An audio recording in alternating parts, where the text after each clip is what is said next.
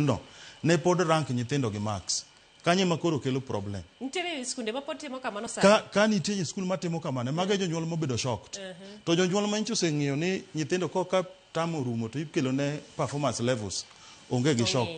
Problem en osign assessment e. Ong'enyo oseng'eyo gigi kaka dhi. Koro joma nyo pok ong'eyo gigi kaka dhi, koro kik chandri gi medo points. Ok ibi yudo mapiny kacha, kech mapiny kacha ionge gi raw marks mondo mi wa go out to aggregate cluster points mar pathway no.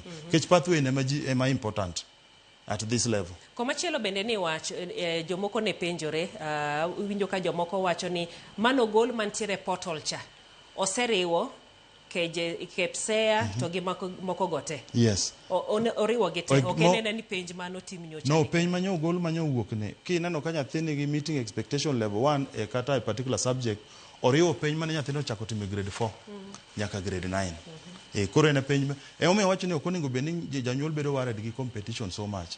Onego bed ni nyathini ere pathway ma nyathini bere modhi timo. Koro samoro janyuol nyalo yudo ni nyathini nyo oyiero social science, arts, social sciences pathway, to yudo ka nyathi oyudo aggregate maber STEM. Koro dwa golo nyathini mondo oduogo timang'o, oduoge STEM kech aggregate mar STEM ni malo. Kik itim kamano.